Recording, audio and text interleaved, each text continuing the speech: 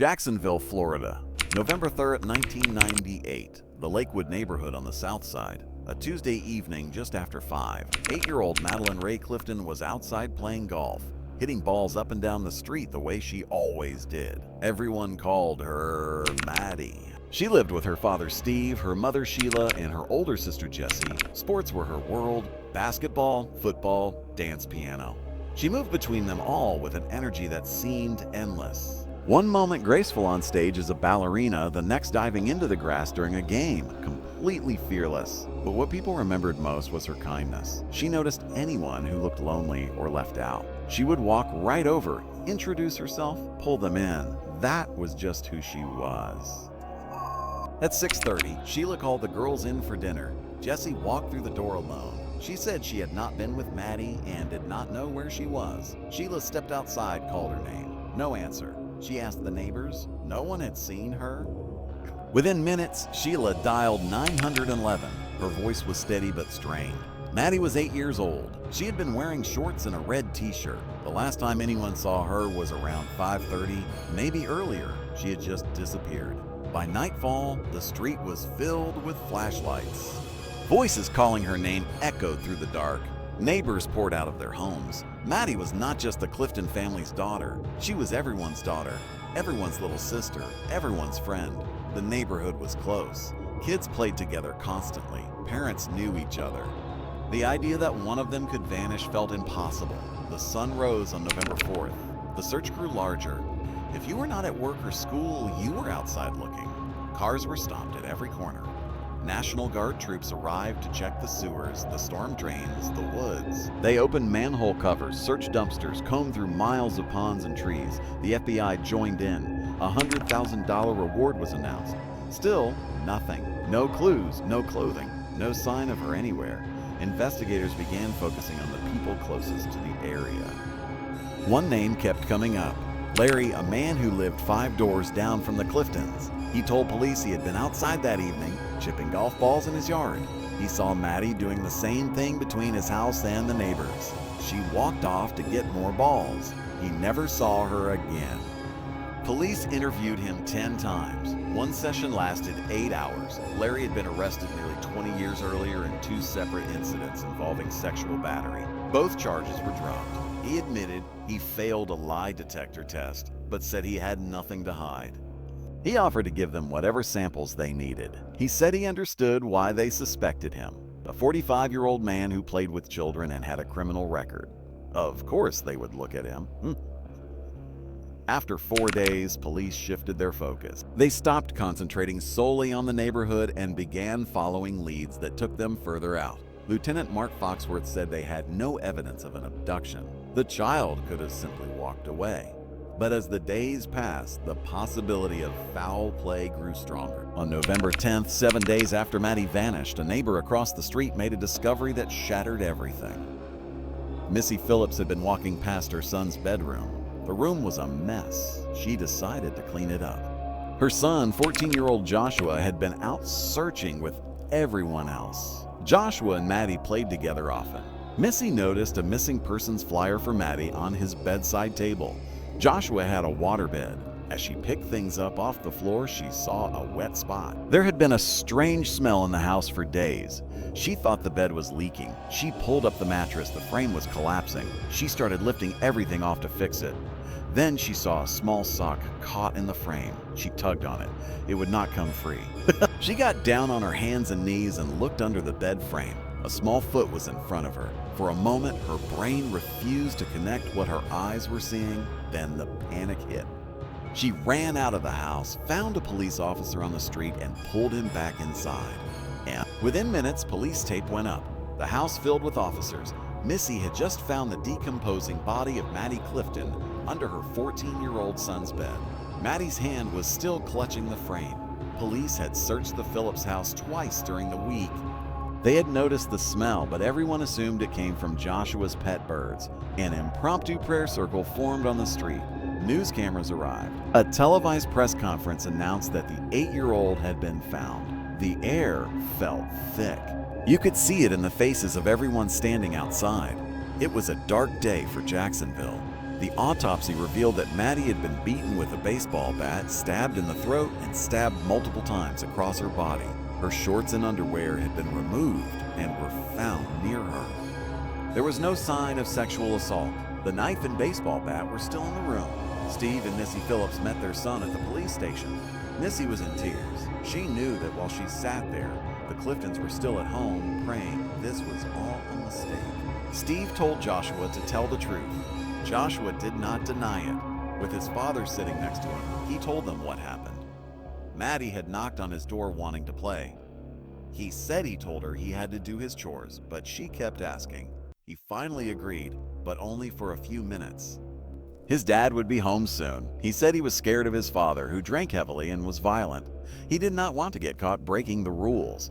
They started playing baseball in his backyard by the pool around 5:15. At one point, she threw the ball. When he hit it back, it struck her in the face near her eye. She started bleeding. She fell down screaming. He panicked. He dragged her inside so forcefully that some of her clothes came off. He was terrified of getting into trouble. He hit her in the head with the baseball bat. She went unconscious. He shoved her under his bed and went downstairs, acting like nothing had happened. When his father came home, they talked for a bit. Then Joshua went back upstairs. He heard Maddie groaning under the bed. He removed the mattress and pulled her back out. He cut her throat twice with a pocket knife and stabbed her in the chest 7 times. Then he pushed her back under his bed, where she remained for 6 days. David Chase, a crime scene investigator with 16 years of experience, said this was one of the worst murder scenes he had ever worked. The evidence suggested that Joshua was telling the truth about one thing. She had been alive when he came back upstairs. She survived being hit over the head 3 times and being stuffed into that small space before being pulled back out and stabbed to death. Because of his age, police did not immediately release Joshua's name. Only his family knew he had been arrested. Missy said her son had never hurt anyone. The only thing different about him during the week Maddie was missing was that he had been slightly quieter than usual. But he was a 14-year-old boy. Quiet and moody was normal. And his friend had just vanished. Was that really cause for alarm? No, she thought. What made it worse was that Maddie knocked on Joshua's door so often because she did not want him to be lonely. She always made the effort, so he had someone to talk to. The Phillips family had moved into the area about 2 years earlier. Home video showed Maddie and Jesse in the front yard with Joshua. They were playing with his puppy, being silly, laughing. There was no indication he had anything but nice feelings toward Maddie. Everything known about Joshua at the time suggested nothing bad. He was quiet, kept to himself, performed well in school. He liked computers and books. He loved animals, especially his birds. He had never been in any trouble. When the news broke, the principal at Joshua's school said students could not believe it. They kept saying his name over and over. There was nothing that would make anyone think he could do what he was accused of. One neighbor always let his 8-year-old son play with Joshua. He said Joshua was a good kid, always respectful. Yes sir, no sir. The collective consensus was shock. Maddie's mother Sheila felt the same. She knew Joshua. There was never a single moment where she thought something might be wrong with Maddie hanging out with him. Joshua later said his father was a drug addict and alcoholic who was violent toward him and his mother. He said his dad imposed strict rules and hated other children coming over when he was not there. Missy said she never understood why, but he particularly hated girls. She said she prayed hard to have a boy because she was worried Steve would not like a girl at all. Joshua said if he did something wrong, he just wanted to hide from his father. He did not want him to know. And then there was no turning back. Missy said so many times she heard people ask what was wrong with that family. Why did they not see this? Why did they not notice that? Because there was nothing there out of the ordinary for her to notice. She came home from work that night. There was nothing wrong with her house. As a parent, you start to second guess yourself. Was I too lenient? Was I too strict? What did I miss? One patrol sergeant said he spoke to Joshua the day before Maddie was found in the very bedroom where she was hidden. He said Joshua was cool as a cucumber. He was sitting on the bed petting his dog, unemotional, unaffected by law enforcement being in his house. It is chilling to think about now. But as people walked up and down his street into the night searching for the 8-year-old, he had been asleep, literally on top of her body. On November 14th, Maddie was laid to rest. The streets were lined with people holding hands, showing their love for the family. As cars went past, a trail of yellow flowers lay behind them. It was a sea of people, purple balloons, and yellow flowers. 5 days later, on November 19th, a grand jury returned a first-degree murder charge. State Attorney Harry Shorstein said the 14-year-old would be tried as an adult. He said the citizens of Jacksonville should be assured that every appropriate resource would be devoted to making sure Maddie Clifton's murderer was brought to justice. The murder of this little girl had shaken him just as it had the rest of the community. Because of intense pre-trial publicity in Jacksonville, the trial was moved elsewhere. A year later, Joshua Phillips was in court. His defense team painted a picture of someone who lived in a house where he walked on eggshells. Terrified to do anything wrong, abused, scared enough of his father that when Maddie was injured, it sent him into complete panic. They said Maddie's death was an accident or manslaughter. Joshua Phillips is not a monster, they said. But the prosecution argued his story did not make sense and never had. They said there was no indication he was ever playing baseball with her. The autopsy did not support where he said he hit her in the eye with the ball. When he said he dragged her inside and her clothes came off, they said this did not stack up. There was a lack of dirt and sand on her body. There was no blood found in his backyard or leading up to his room. This suggested Maddie was not injured before she entered his room. The prosecution also mentioned that before the murder, Joshua was apparently watching pornography on his computer. Although the evidence said she had not been sexually assaulted, they wanted to make mention of how this all looked when added up. This gave them grounds to suggest it was premeditated.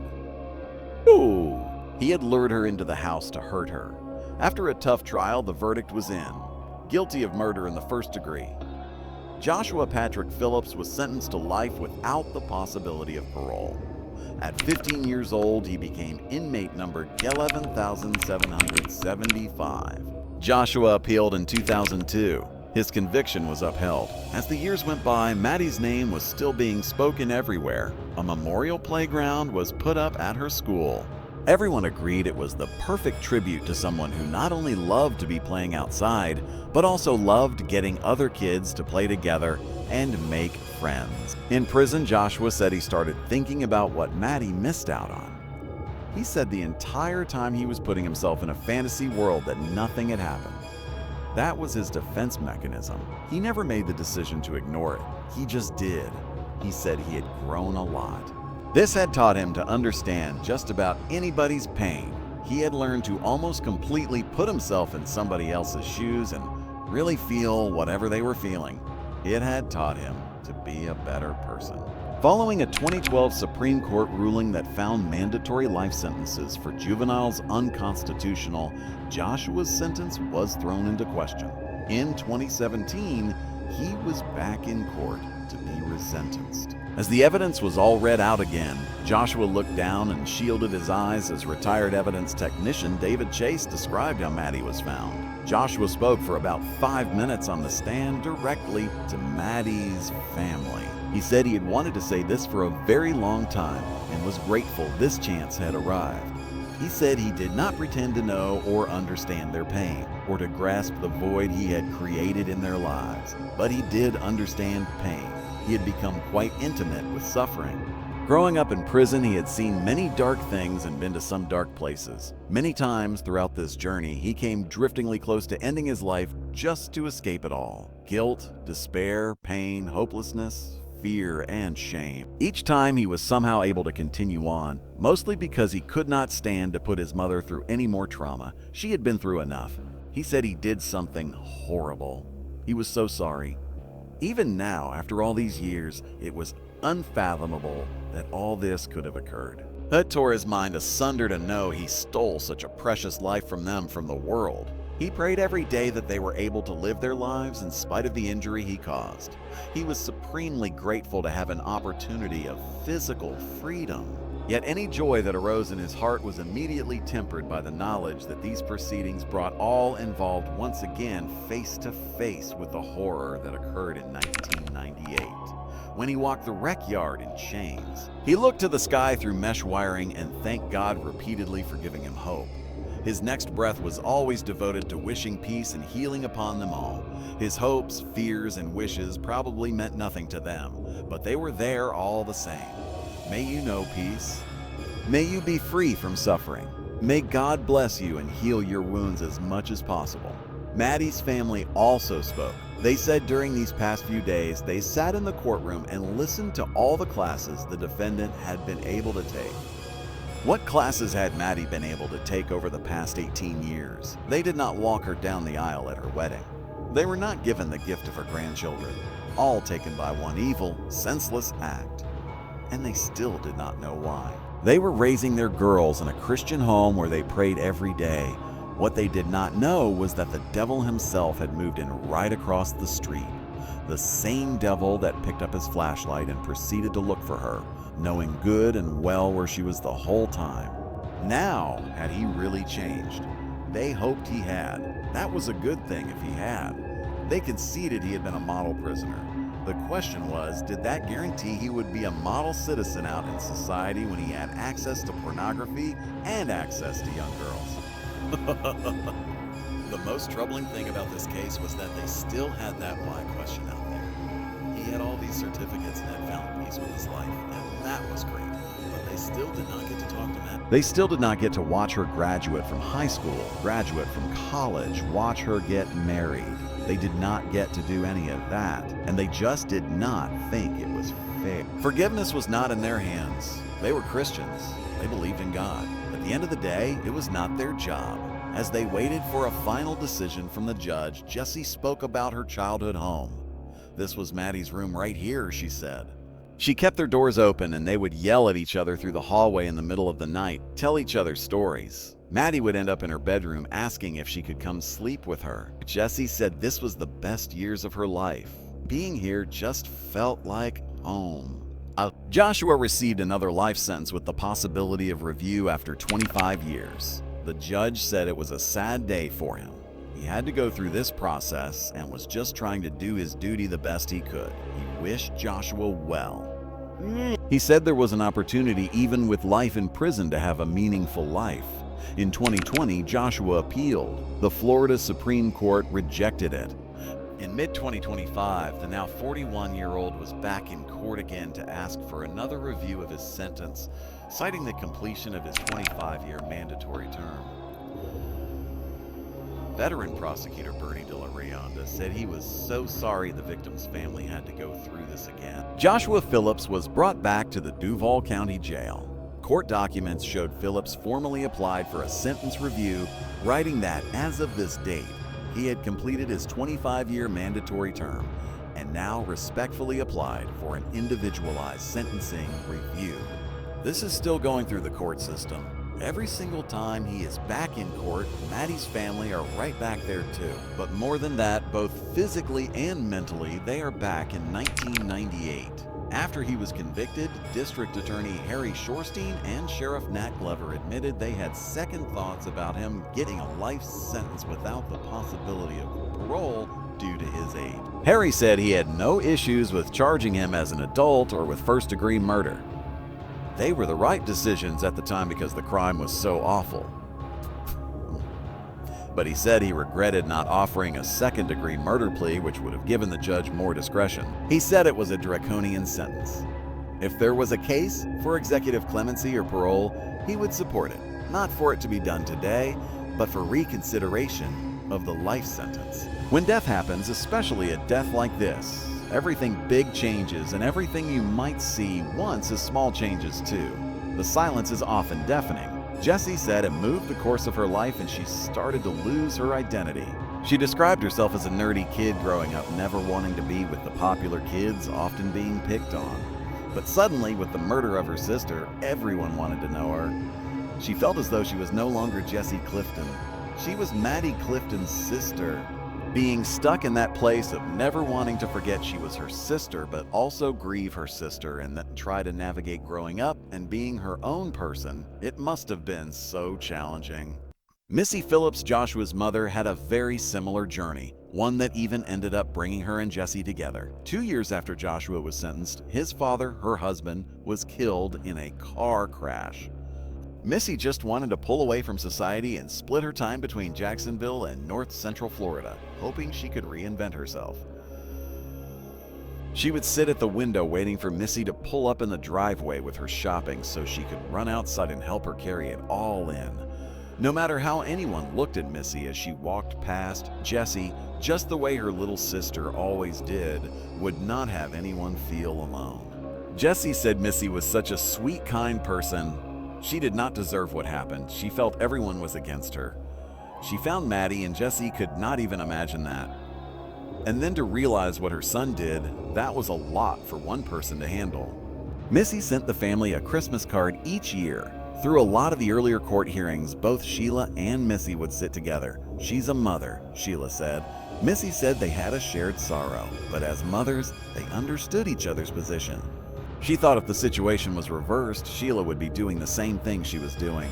She could not change what was. She could only move forward and help her son because he was still here and he was worth saving. Maddie's parents, Sheila and Steve, divorced after 25 years of marriage and having known each other since high school. Jessie said they handled grief differently in such a way that they could not stay in sync. Jessie said getting used to pulling only 3 plates, 3 forks, and 3 knives from the cupboard instead of 4 was awful every time. It took her 3 years to stop automatically grabbing things in 4s. And then Sheila, unable to live in the same house anymore, moved out. So Jessie had to get used to putting everything in 2s now for her and her dad. When you think of the reason that Maddie Clifton knocked on his door that day to let him know that she was there to be his friend, it makes an already sad case even more so. It seemed that Maddie was really a little light in that small community. She clearly brought a lot of love and joy to people's lives. Maddie's selflessness, her kindness, her emotional maturity shone at such a young age. She just wanted to be a friend to everyone. And what started as such a pure intention and interaction on November 3rd turned into the most unthinkable tragedy for so many people.